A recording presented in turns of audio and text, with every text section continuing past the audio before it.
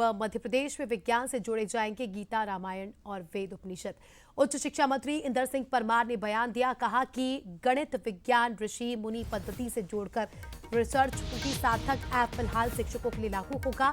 शिक्षकों की अटेंडेंस में सुधार हुआ है। अगले साल से स्टूडेंट्स के लिए भी ये फैसिलिटी लागू होगी।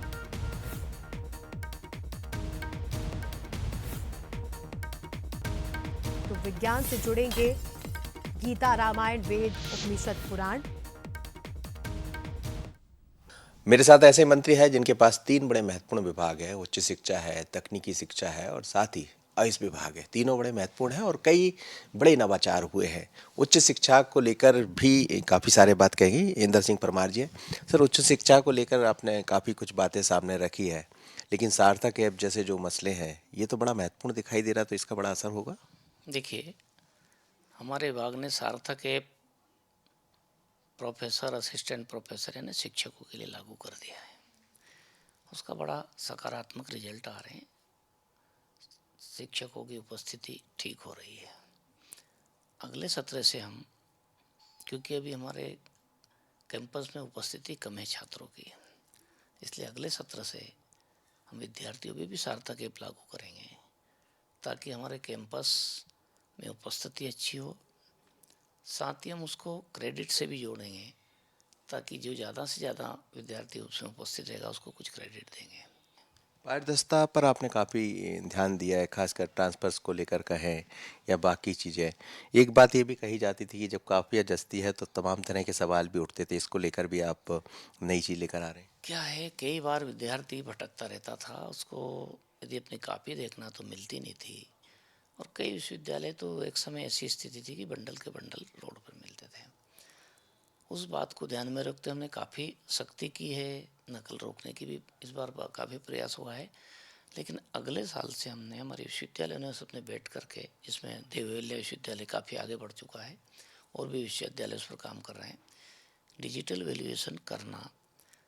तो शिक्षक के पास मूल काफ़ी नहीं जाएगी, ऑनलाइन उसके पास चली जाएगी। और साथ में यदि विद्यार्थी भी कापी मांगेगा तो विद्यार्थी को भी कापी हम उपलब्ध कराएंगे। तो उससे एक पारदर्शितापूर्ण वैल्यूएशन का सिस्टम हो जाएगा। और कापी जांचने में जो कई बार गड़बड़ होती थी कि प्रोफेसर के बजाय और किसी को कापी जंचवाने के लिए दे देते थे, इसलिए बच्चे असंतुष्ट होते थे। बच्चा वैल्यूएशन के, रीवैल्यूएशन के उसमें बहुत खर्च करना पड़ता था। मैं समझता इससे विद्यार्थी का सारा खर्च बचेगा और काफ़ी पारदर्शिता आ जाएगी। भारतीय शिक्षा की आप बात कर रहे हैं, नई जो शिक्षा प्रणाली कर रहा है कि भारत की बात ज़्यादा हो, भाषाओं की आप बात कर रहे हैं, ये किस तरह का है?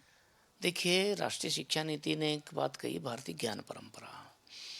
अब भारतीय ज्ञान परंपरा के संदर्भ में इस देश को जब विश्वगुरु भारत कहलाता था, उस समय के ज्ञान, यहाँ के जो ग्रंथ है, गीता है, महाभारत है, रामायण है, वेद है, इनमें कई सारी चीज़ें वैज्ञानिक आधार पर की गई है और मनुष्य के जीवन के लिए उपयोगी चीज गई है।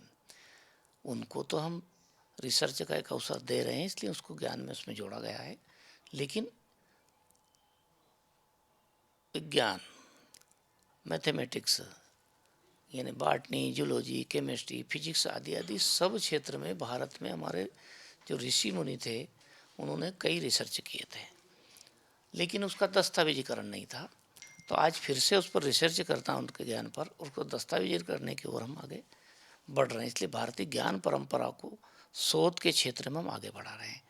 तो मध्य प्रदेश की सरकार ने ऐसे कई काम किए हैं, खासकर उच्च शिक्षा को लेकर हम बात करें तो आने वाले दिनों में आप देखेंगे कि उन विषयों पर भी रिसर्च होगा जो आपने सुने तो होंगे, लेकिन वैज्ञानिक तरीके से कैसे उसको जोड़ा जाए। तो ये बहुत बड़ा एक आधार है। भारत की अपनी शिक्षा प्रणाली रही है, लेकिन वर्षों पहले तो भारत ही सब कुछ रहा करता था। अब फिर उसी को आगे बढ़ाने की तैयारी है। आशीष खरे के साथ मनोज सैनी, भोपाल। और